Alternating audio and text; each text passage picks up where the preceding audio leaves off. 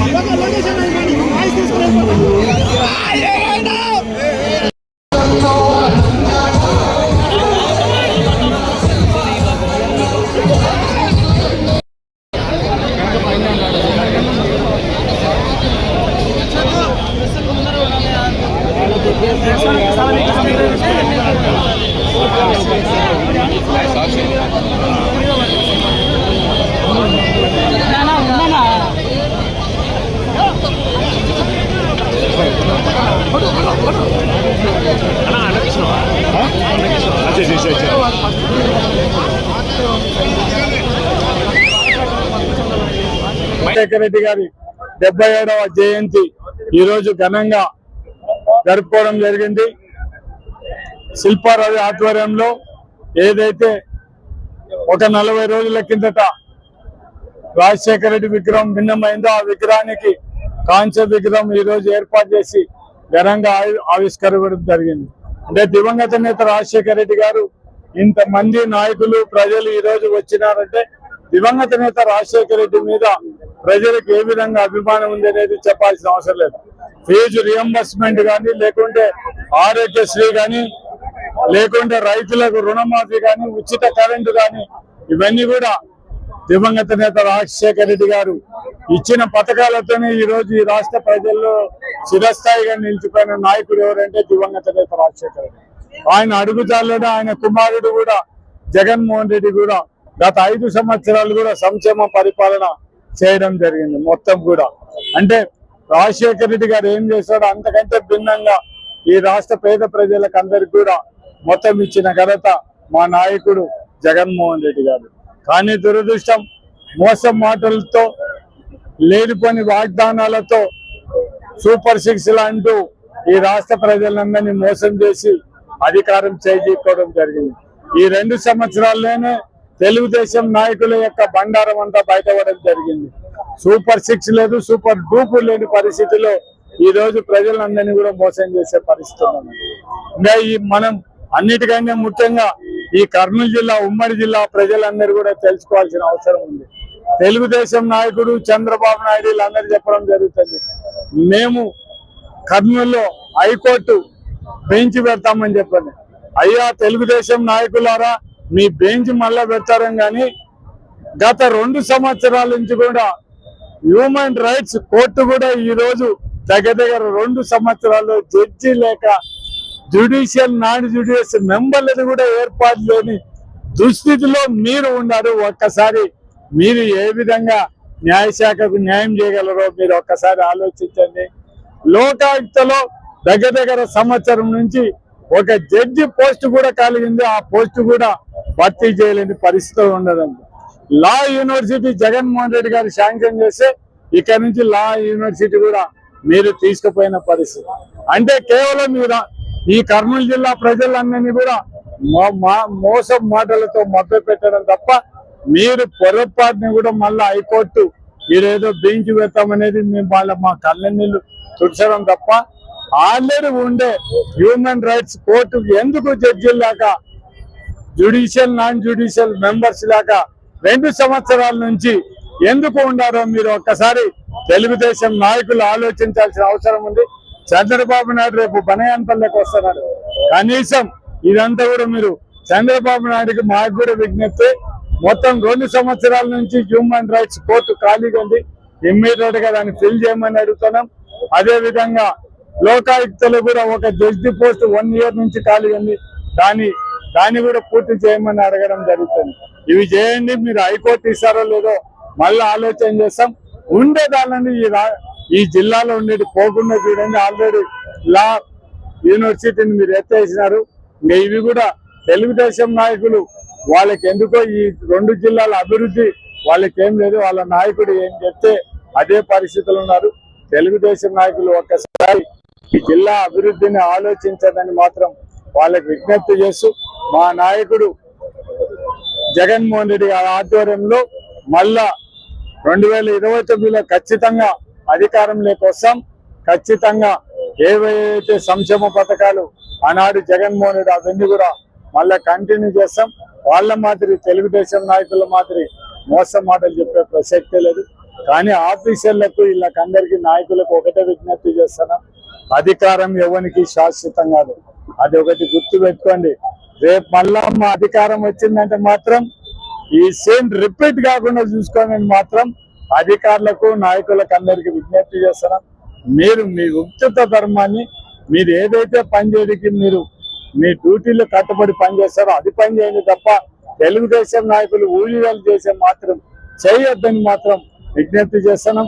దాంతోపాటు ప్రజలకందరికి కూడా ఈ రెండు ఉమ్మడి జిల్లా ప్రజలకందరికి కూడా విజ్ఞప్తి చేస్తున్నాం.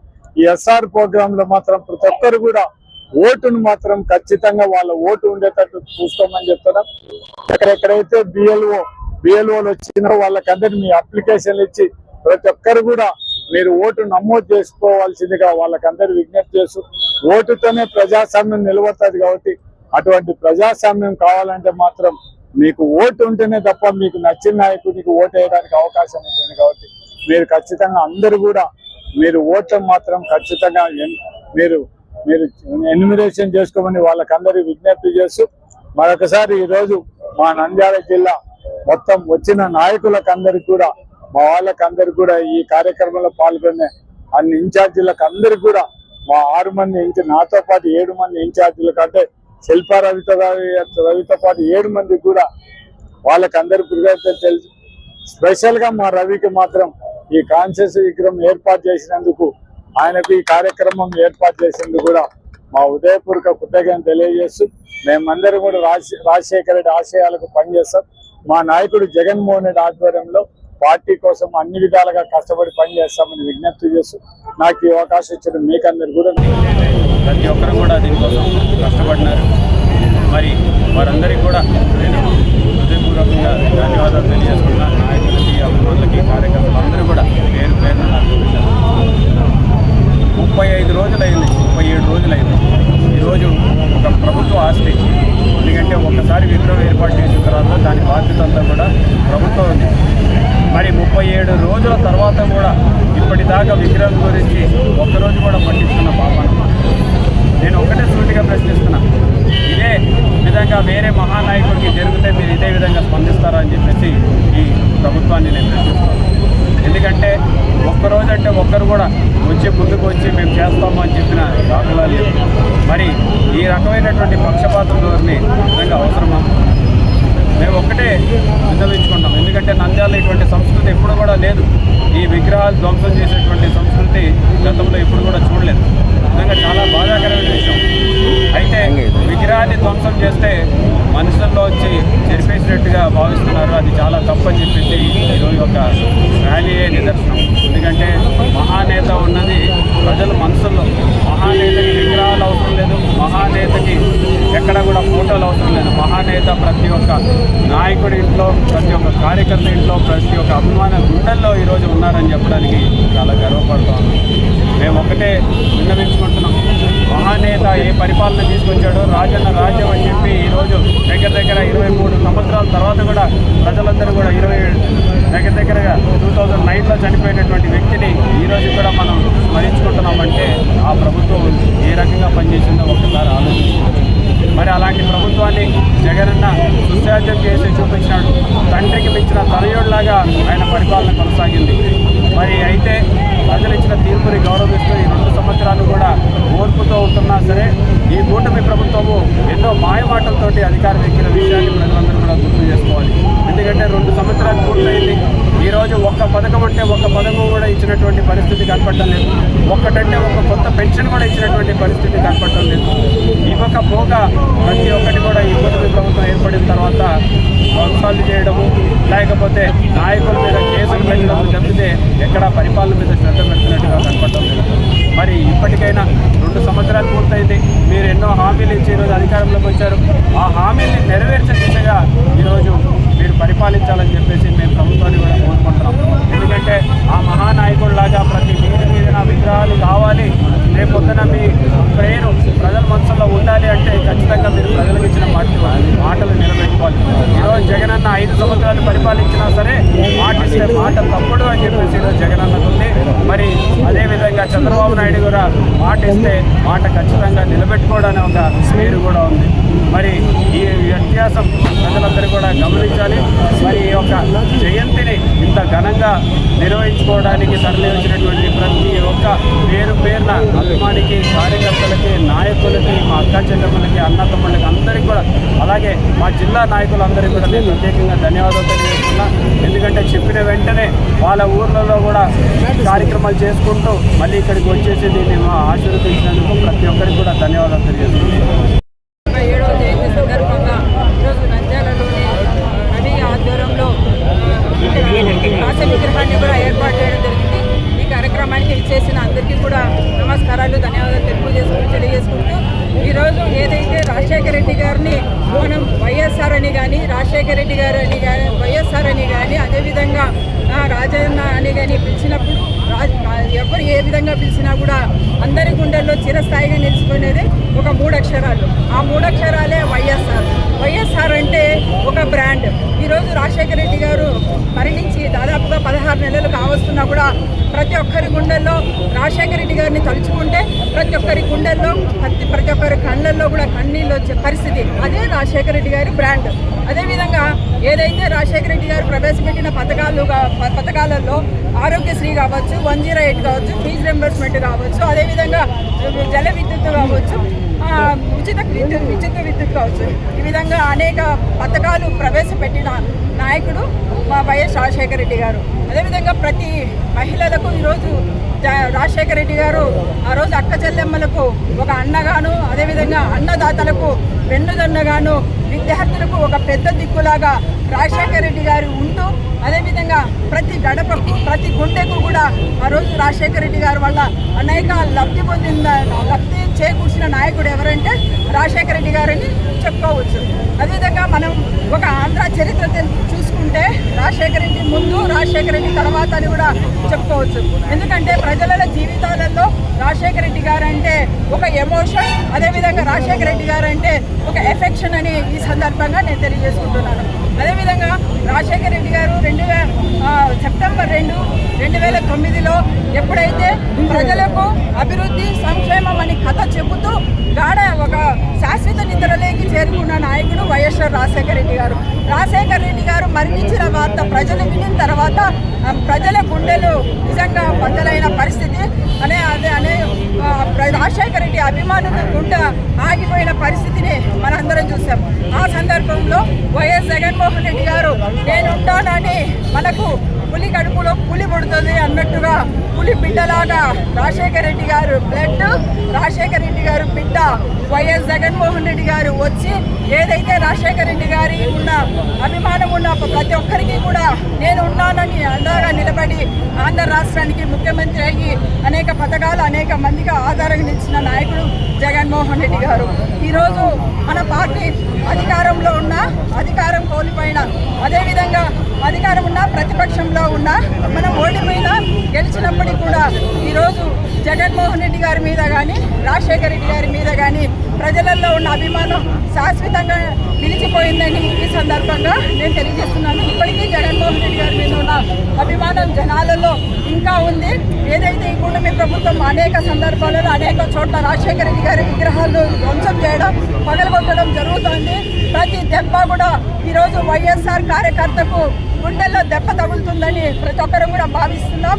ఇదే విధంగా 2029కి మళ్ళీ మన జగన్మోహన్ రెడ్డి గారు అధికారంలోకి వచ్చిన తర్వాత ఇలాంటివి కూడా అంటే మా బాధను కూడా ఖచ్చితంగా మళ్ళీ మేము ఇచ్చేస్తాం.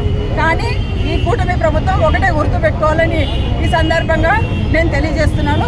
ఏదైతే ఇచ్చిన హామీలు ఒకటి కూడా నెరవేర్చకపోగా, ఒకటి మరీ ముఖ్యంగా ఈరోజు మహిళలకు మోసం చేయడం, ఏదైతే మద్యం అనేది మహిళలకు వ్యతిరేకత, కానీ ఈరోజు మద్యం వేరే పారే పరిస్థితి ఉంది.